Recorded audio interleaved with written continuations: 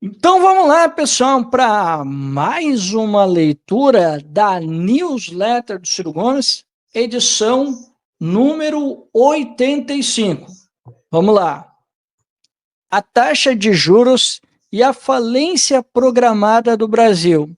Um modelo que paralisa a economia, penaliza o cidadão e sustenta lucros históricos ao setor financeiro. O país que remunera a inércia. Pouca gente percebe, mas a taxa de juros praticada no Brasil é um motor ou freio de que quase tudo que acontece na economia.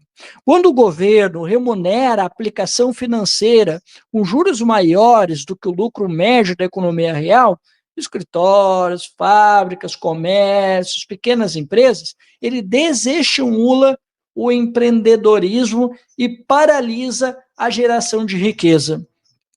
A decisão entre investir em um negócio que rende 6% ao ano ou aplicar em renda fixa com 13% ou 14% de retorno é óbvia. Quem tem dinheiro, aplica. Quem não tem, não consegue tomar empréstimos a 40% ou 50% ao ano. Resultado, o Brasil anda para trás. O cartel invisível. Essa distorção é agravada por uma das maiores concentrações bancárias do mundo. Atualmente, 83% das operações de crédito estão nas mãos de apenas 5 bancos, 2 deles públicos. Isso elimina a concorrência, encarece o crédito e empobrece o país. Nos Estados Unidos, são mais de 5.000 bancos disputando o mercado. Aqui, uma minoria se reúne, dita as condições e ainda financia parte significativa da política nacional. Um rombo silencioso. A consequência imediata disso é fiscal. Só nos últimos 12 meses, o Brasil desembolsou 1,15 bilhão em juros da dívida pública. Esse valor consome recursos que poderiam ir para saúde, educação ou segurança. E não é só. Mesmo com toda essa sangria, o governo ainda fechou o ano com déficit, mais de 75 bilhões que serão somados à dívida. Hoje, a dívida pública brasileira chega a 9,3 trilhões, sendo que metade dela vence em até 12 meses. Isso coloca o país em constante risco de instabilidade cambial e aumento de juros. A paralisia disfarçada de crescimento. Apesar de discursos otimistas, o Brasil cresce, em média, apenas 2,3% ao ano nas últimas 2 décadas. E quando cresce, não é de forma sustentável. O agronegócio avança porque recebe crédito subsidiado. O consumo das famílias aumenta, mas sustentado por endividamento. Não se trata de investimento produtivo, aquele que gera emprego, renda e inovação. O que vemos é um crescimento artificial, alimentado por crédito caro e insegurança. O custo humano da especulação. Mais de 73 milhões de brasileiros estão negativados no SPC ou Serasa. Empresas recorrem à justiça em números recordes para pedir recuperação judicial. Nunca se retomaram tantas moradias financiadas como agora. Isso não é coincidência, é o preço de uma política econômica que privilegia o capital improdutivo. Além disso, em momentos de tensão, o capital especulativo abandona o real e corre para o dólar, pressionando a taxa de câmbio e a inflação. É um ciclo vicioso, onde todos perdem, menos os que lucram com os juros. O erro que virou sistema. Participei da criação do Plano Real, com a intenção de estabilizar uma economia em colapso inflacionário. Na época, adotamos medidas emergenciais com a promessa de, em seguida, estruturar um novo modelo. Isso nunca aconteceu. O que era provisório virou regra. A anestesia virou vício. Hoje, os bancos, acostumados ao lucro fácil, compram poder político e impedem qualquer mudança. A taxa de juros alta virou cláusula pétrea de um modelo falido que ameaça a economia e enfraquece a democracia. A urgência do debate. Discutir a taxa de juros não é papo de economista. É uma questão de sobrevivência nacional. Enquanto o Brasil for refém do rentismo, continuará sendo um país estagnado, desigual, vulnerável. Precisamos romper com esse pacto silencioso que transfere bilhões dos cofres públicos para o topo da pirâmide financeira. A mudança começa por onde sempre deveria ter começado, pela consciência crítica. E consciência só nasce com informação. Aí o outro trecho ali eu vou deixar para depois, tá, pessoal?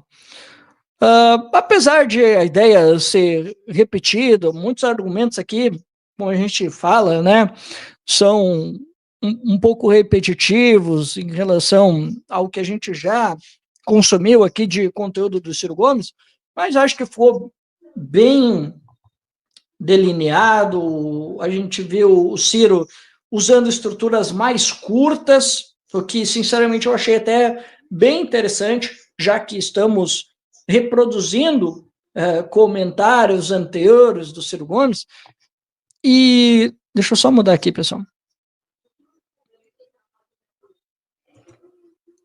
Vamos lá.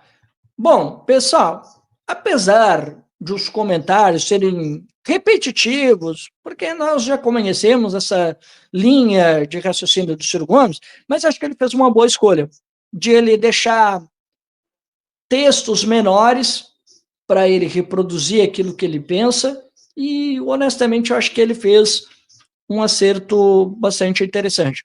Em relação ao que ele falou sobre ser um freio, olha, eu acho que está bem claro, né? O modelo atual hoje, ele serve como um freio, não é nem como uma mola, nem como anestesia, não. Realmente, ele é um freio, porque a gente já vem falando sobre esse modelo econômico, que ele seja um cara mais liberal, um cara mais de esquerda, ou, sei lá, se ele for mais ortodoxo ou heterodoxo. A verdade é que o Brasil nunca saiu dessa grande armadilha de deixar a taxa básica de juros lá no alto. É verdade, teve alguns momentos bastante episódicos, no final do governo do ex-presidente Michel Temer, o início do governo Jair Bolsonaro também foi assim. O Brasil ele tem ciclos na economia, um Selic baixa. Até nos governos do PT também nós tivemos um ciclo de baixa, mas depois de um tempo, quando o modelo não dá conta, esse negócio que o Ciro colocou muito bem, né, de deixar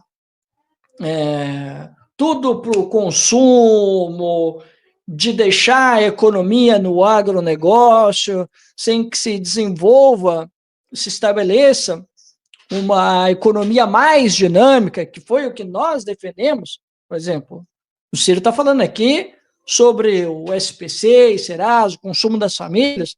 A gente também defende a ideia de que um dos motores da economia é o consumo das famílias. Isso a gente não mudou. Só que com a nossa diferença em relação aos petistas, é que os petistas param por aí. O petista, qual é a política econômica petista hoje?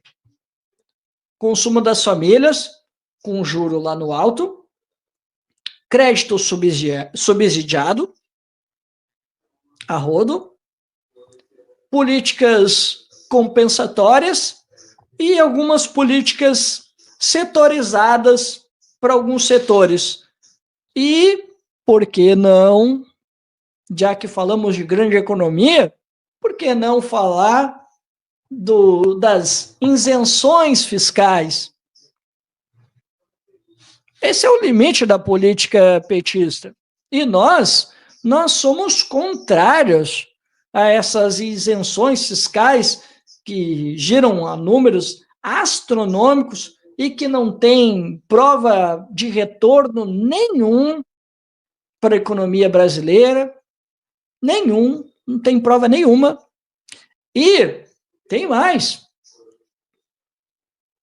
Nós, trabalhistas, nacionalistas, nós defendemos uma diversificação da economia. Por isso que nós defendíamos, sim, o consumo das famílias, defendemos, sim, que tenha um programa de transferência de renda universal, defendemos também, mas nós defendemos a reindustrialização do Brasil, que o Brasil precisa dinamizar a sua economia. E só assim nós vamos aumentar a renda nacional. E aí nós podemos abrir o leque para outros sonhos que a gente tem adiado já há muito tempo. Porque da maneira que estamos hoje, vai ser o que o Ciro falou. O negócio ele rende 6% ao ano, mas aí o empreendedor vai ver, opa, mas peraí, eu tenho condições de aplicar em renda fixa, e isso vai me dar um retorno com a taxa básica de juros muito maior que nada, eu não vou empreender coisa nenhuma, eu vou para a renda fixa. E tá certo ele, porque, veja bem, ele tem que olhar aquilo que é o melhor para ele, é a sobrevivência, é a subsistência dele, da família dele.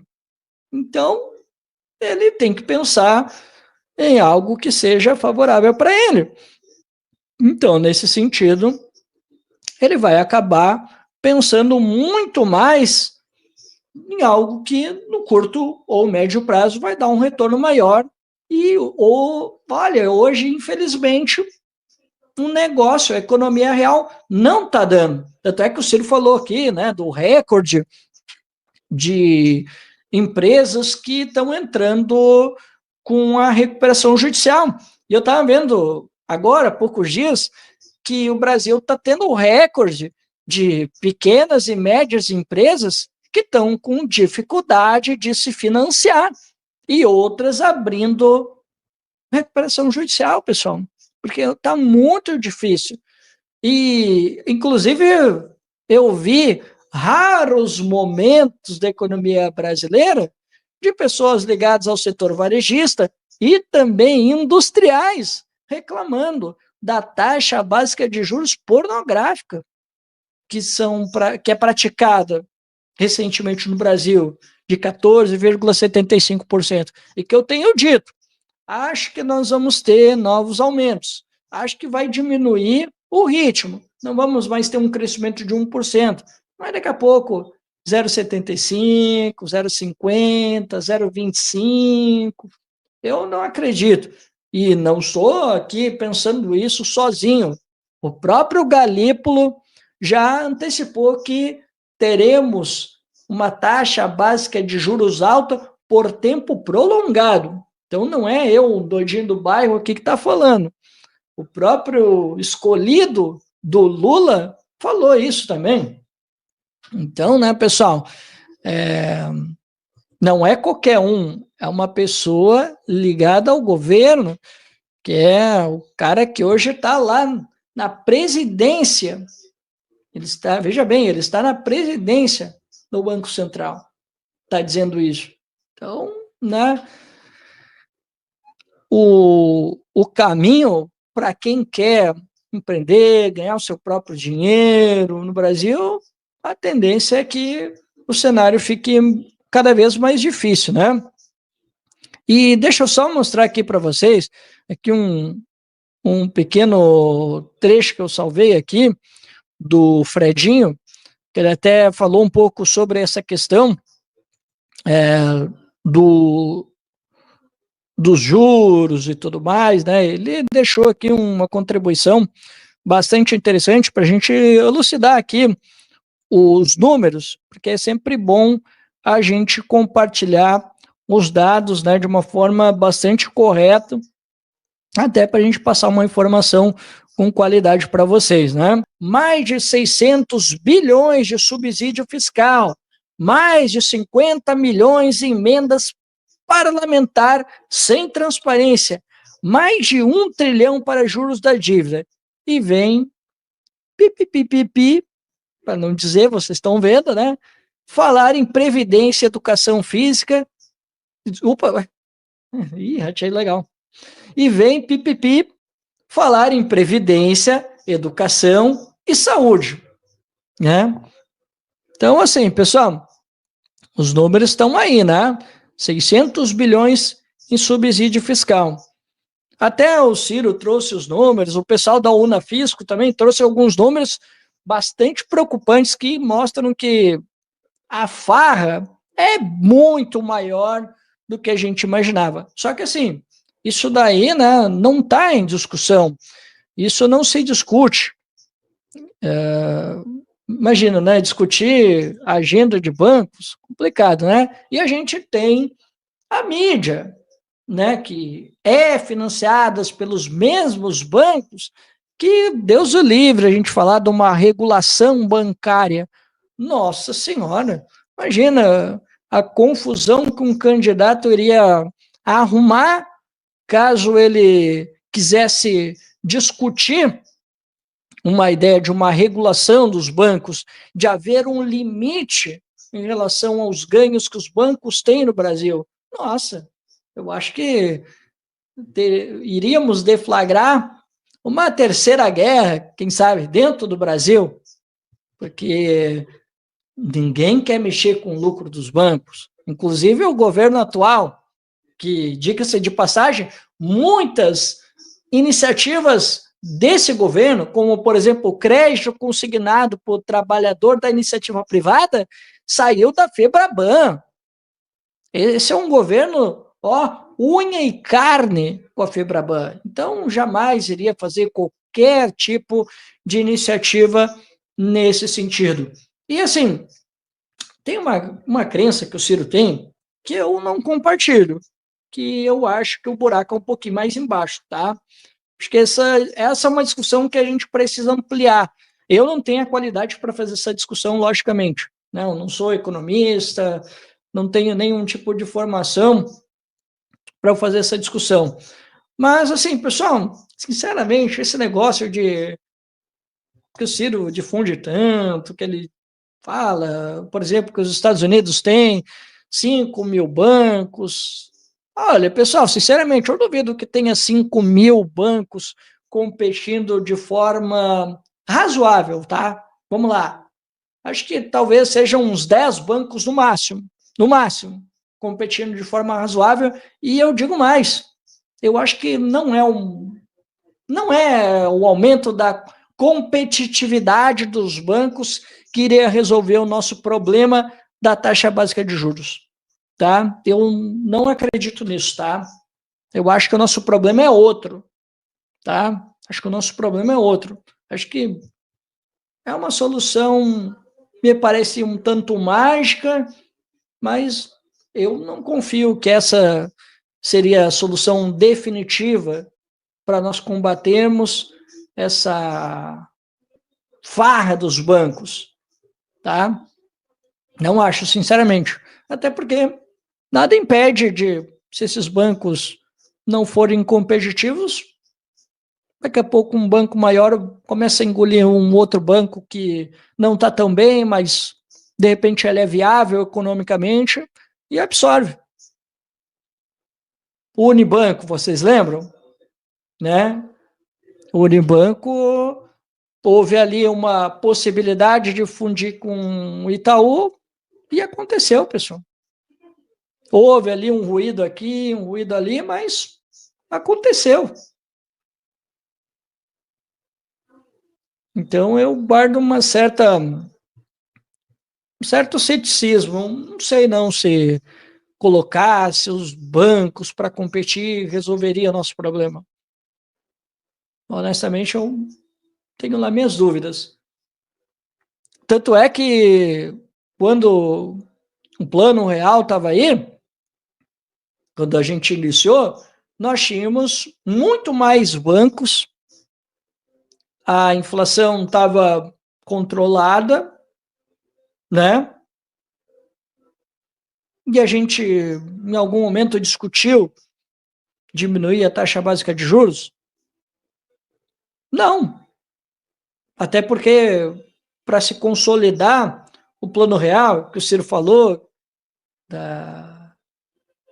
que virou um problema, todos estavam conscientes que tinham que deixar uma taxa básica de juros lá na altura. Aí depois se recorria às reformas estruturantes, baixava o juro e fazia as reformas necessárias, que nunca aconteceu. Mas, veja bem, antes, os bancos estavam acostumados a ganhar com a inflação lá na altura, juros lá na altura, e no momento que acabou a mamata para os bancos, os caras ficaram, e agora? Como é que sobrevive? Como é que nós vamos assaltar o povo brasileiro? Pessoal, eu não estou aqui viajando, tá? Olha, eu li isso num livro de uma liberal, falando de que a taxa básica de juros e a inflação era um negócio para os bancos. O Ciro Gomes já falou isso, inclusive, quando ele fez aquela série do Plano Real, né? Então, nesse sentido, pessoal, eu não acredito, honestamente, que se nós tivéssemos maior concorrência, isso faria com que os bancos tivessem taxas mais civilizadas, né? Não confio que isso ajudaria muito. Mas é uma crença minha, né? Mas vamos continuar?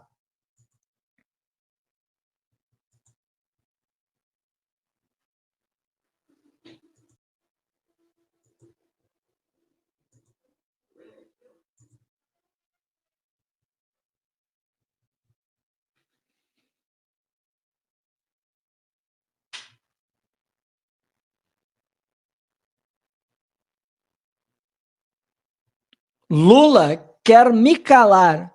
Censura não. Infelizmente, essa reflexão é para denunciar mais um assalto ao bolso do nosso sofrido povo brasileiro. Lula segue sua história de encher o bolso dos banqueiros, enquanto fragiliza a população brasileira. Eu explico. Em janeiro desse ano, de 2025, o nível de famílias endividadas no Brasil foi de nada menos do que 76,1%. Isso mesmo, quase 8 de cada 10 famílias brasileiras estão endividadas. Prestem bem atenção, essa é uma das maiores proporções de famílias endividadas do mundo. Pior, no começo desse ano, 1/5 dos brasileiros estavam comprometendo mais da metade dos seus rendimentos com dívidas. A política de juros de Lula é um câncer mortal, porque esse fenômeno do endividamento e da inadimplência está tão generalizado entre as famílias quanto entre as empresas pelo Brasil afora. Nada menos do que 73.700.000 brasileiros seguem humilhados no SPC. Pois bem, Lula agora, com esse nível explosivo de endividamento, anuncia uma das maiores imoralidades que eu já tomei notícia. E olha, em minha longa vida pública, ele vai estatizar os riscos dos empréstimos consignados dos trabalhadores da iniciativa privada, no mesmo passo em que, desavergonhadamente, deixa frouxo, livre, para os bancos cobrar a taxa de juros que bem entenderem e quiserem. Isso é a cara do PT. Simplificando, o FGTS, você sabe, É uma contribuição que foi criada para gerar uma poupança a ser eventualmente sacada em ocasiões raras, difíceis, específicas, como a demissão sem justa causa ou a compra da casa própria, por exemplo. O FGTS é, portanto, um estoque de poupança popular que foi vinculado principalmente ao financiamento de moradia para o povo e saneamento básico para as periferias. Mas, na contramão da história, Lula e sua banda de pelegos partiu para privatizar de forma vil esse fundo também. Pior, o dinheiro vai parar no bolso insaciável dos banqueiros de novo. Pelas regras que Lula está ditando, um trabalhador da iniciativa privada vai dar parte substantiva do seu FGTS para o cartel dos bancos, seja nos juros escorchantes, está se falando no mercado em até 40% ao ano, seja entregando sua poupança, seu FGTS, da vida toda para garantir, se não puder, pagar os empréstimos. E quando perder o emprego? E se pretendia juntar alguma coisa para comprar uma casinha? Iam se aposentar precisando desse dinheiro, sem essa poupança mais para dispor? Nos serviços públicos? Nos servidores públicos, há uma espécie de conselho vigiando essa esculhambação dos créditos consignados.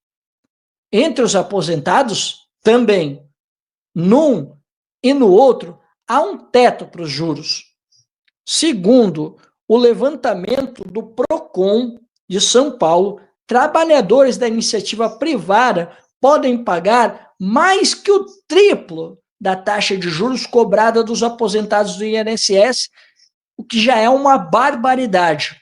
Para os aposentados, a taxa máxima de juros, barbaridade para o consignado, é de 1,8% ao mês.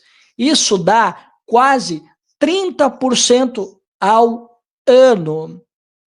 O teto, portanto, é emitido por lei. Mas para os trabalhadores das empresas privadas, a taxa pode chegar até, sente-se aí bem, 6,49% ao mês. Isso dá mais de 100% ao ano. Não existe nada parecido no mundo com esta selvageria da agiotagem, agora oficializada pelo senhor Luiz Inácio Lula da Silva. Por que Lula está fazendo essa entrega tão vergonhosa? Por cima da mesa, o pretexto é expandir o crédito e o consumo. Estes mesmos créditos e consumo que o seu Banco Central atua selvagemente para conter e restringir via maior taxa básica de juros do mundo. Numa situação e na outra dessa aparente contradição, pula a resposta, o ganho sem limite do cartel dos bancos. Eu fico pensando, em quanto terá sido a enorme propina para essa imensa negociata seja anunciada? Vocês acham exagero? É que vocês não sabem, como eu, como é que nasceu o mensalão. Foram os pau-mandados de Lula vendendo o cadastro dos aposentados do INSS para o Banco Rural. Ou vocês pensam que eu esqueci que Lula entregou no dia 28 de dezembro de 2023, agora, nada menos do que 93 bilhões de reais de precatórios, pelo valor de face a bancos tinham comprado recentemente por até metade desse valor? Em tempo, Lula deu aos bancos também o direito de fazer crédito consignado em cima do Bolsa Família e do BPC. Eu, nem ninguém, deveria ter mais nenhuma surpresa. Vocês imaginam um pobre entregando quase 1/3 do que ganha, que não é suficiente nem para comer em juros para os bancos? Se imaginam e não sentem o estômago revirar? perdão, tem alguma coisa muito errado acontecendo.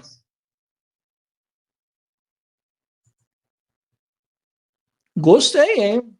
Pô, o Cirão mandou bom pra caralho, hein? Pô, mandou a braba boa, hein? Gostei.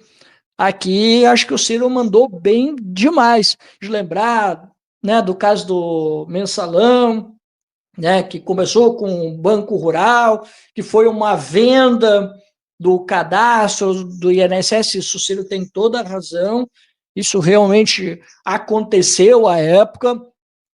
E o Ciro foi muito bem na crítica em relação ao crédito consignado.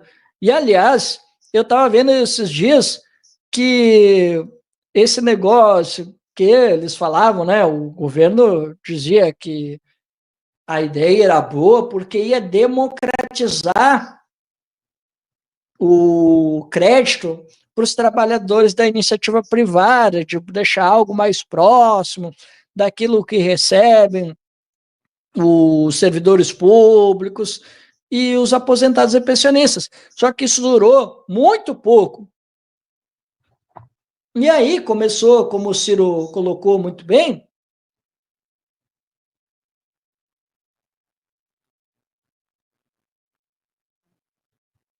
pronto.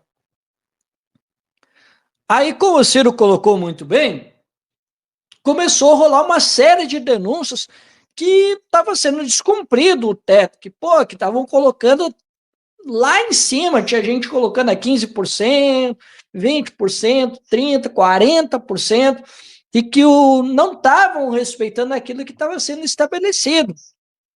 E aí a gente viu muita gente do governo, e tem propaganda na TV dessa esculhambação, desse crédito consignado para o trabalhador da iniciativa privada. E eu e o Tamir, a gente falou, isso aqui vai ser a maior esculhambação. Ninguém vai respeitar isso aqui, os bancos vão fazer a festa, porque a gente sabe de onde é que saiu essa iniciativa. Então, né, da Febraban, dos grandes bancos, e o Lula foi lá ouvir os caras. E aí, como eles são tchutchuca dos banqueiros, o seu Lula foi lá e colocou essa ideia em prática. E quem é que não sabia que os bancos não iam respeitar, que eles iam cobrar o que queriam, que é o que virou. Inclusive saiu na imprensa que os bancos estão cobrando o que acho que tem que cobrar agora. Era temporária essa ideia de um crédito por uma taxinha pequena, né? Como dizia o Haddad da apresentação, para tentar defender a ideia. Todo mundo sabia, pessoal, que os bancos iam se fartar depois. E é exatamente o que está acontecendo agora. Não há surpresa em relação a isso, né? A surpresa é, ou nem tanto, né? É a gente vê aí os pelegos fazendo propaganda, dizendo que foi uma ideia excelente, e o Lula, com isso, é algo que eu também já tenho falado, tá? Pessoal, até a eleição, nós vamos ver a fila do INSS desculpa, do INSS não, a fila do SPC e Serasa aumentando, tá? Vai acontecer.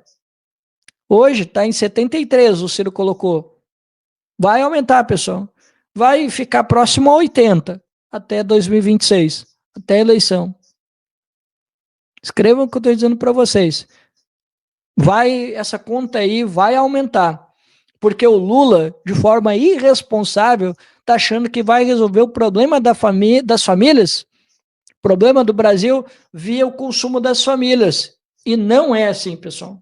Como eu disse para vocês, a gente defende que é um dos motores da economia, com certeza. A gente defende. O consumo das famílias representa quase 70% da economia brasileira, da participação do PIB. Tá? É uma participação bastante considerável. Beleza? Só que assim, pessoal, não pode parar aí. Cadê a nova indústria? Cadê uma economia mais diversificada? Cadê uma renda mínima? Cadê os novos empregos? porque a melhor política que um governo pode fazer é gerar novos empregos.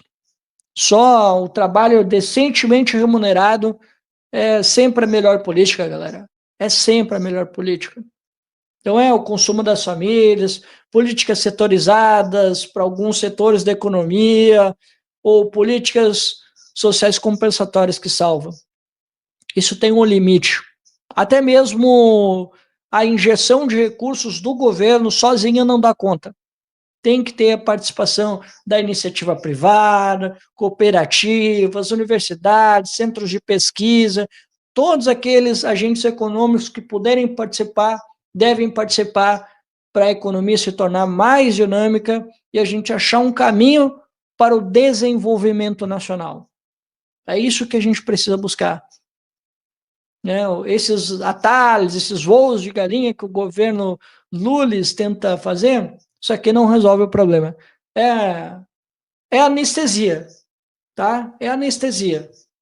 E, pessoal, o governo Lula pode fazer um dos maiores desserviços, que o Ciro está colocando muito bem aqui. Vai destruir o FGTS. O Lula vai conseguir. E, pessoal, o trabalhador, vendo a sua renda deprimida, vendo que o trabalho está precarizado, vendo uma série de dificuldades, vendo as coisas encarecerem, vocês têm dúvida, pessoal, para sobreviver no dia a dia, para, sei lá, ter uma casinha, ter uma coisa aqui, outra, daí vocês têm ideia que ele vai colocar o FGTS dele para jogo, 40%, que seja, para poder fazer alguma coisinha a mais, que a renda dele não chega, é lógico que ele vai fazer, pessoal. Eu aqui, por exemplo, para poder reformar minha casa, eu tive que entrar num crédito consignado, pessoal. Senão não ia chegar. E olha que eu fiz o básico do básico, hein? O básico do básico, mas põe básico nisso. Senão não ia, pessoal. Porque obra, material, tá tudo muito caro, pessoal. A renda não chega, né? Então, assim, pessoal, eu não tenho dúvida de que o Lula, ao final do mandato dele, ou se ele concorrer, estiver, infelizmente estiver em 2027, eu não tenho ideia que o Brasil, que o PT vai entregar, vai ser uma tragédia.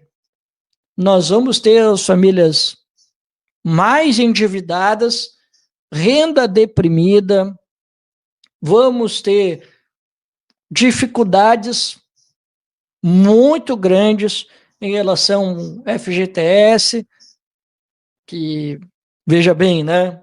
O Lula está fazendo essa excrescência que ele já colocou no Bolsa Família, e eu aqui tenho memória, que eu lembro que os satélites do PT, leia-se PDT, PSOL, PCdoB e outros, quando o Paulo Guedes e o Bolsonaro defenderam um consignado no Bolsa Família, esse pessoal foi contra. Inclusive se manifestaram em voto em relação a isso. E agora, no governo Lula, o que fizeram? O Lula estava defendendo a mesma ideia que o Bolsonaro. E o que esse pessoal fez? Fingiu de morto. Deixou passar. É isso, pessoal. Aqui não tem rabo preso, tá? Aqui, o que a gente achar que está errado, a gente vai apontar. E, infelizmente, os partidos, não é só o PT que é o problema, quem acompanha é cúmplice, está fazendo a mesma besteira. Infelizmente, não são poucos. Dos liberais que estão junto com o PT, lá na direita, centro-direita, desses eu já não espero muito. Agora, de uma galera que se diz de esquerda e que está aí de governismo, não, esses aí eu espero pelo menos algum movimento, pelo menos comprar uma briguinha. E aí eu quero fazer a crítica aqui. Não é só o PT que está sendo extremamente covarde de não comprar uma única briga Os partidos ditos de esquerda estão a mesmíssima coisa, não compram uma briga. E assim, pessoal, eu estou falando de esquerda institucional, não estou falando dos comunistas, não, eles nem são aqui parte dessa institucionalidade, beleza? Então, pessoal, tá uma vergonha, tá todo mundo caladinho em relação a essa excrescência que o Lula está fazendo. E deixa eu dar um spoiler aqui para vocês. Inclusive, o governo Lula queria colocar o seguro-desemprego nessa brincadeira aqui também. Ele queria colocar o seguro-desemprego. Um absurdo total. Né? E aí? A gente viu uma gritaria por aí dos setores progressistas? Nenhuma, pessoal. É isso que me preocupa. Está todo mundo calado, ninguém fala nada, parece que há um pacto de silêncio, sabe? Então, pessoal, eu vejo que nós vamos ter momentos difíceis até 2026. E como eu disse já em outras ocasiões, se o PT vencer, ele vai ter que dar continuidade na tragédia que ele iniciou. Ou ele vai ter que entregar a tragédia para outro continuar. E talvez só piorar o que já está ruim. Beleza? Bom, pessoal, então essa foi mais uma edição da newsletter do Ciro Gomes, edição número 85.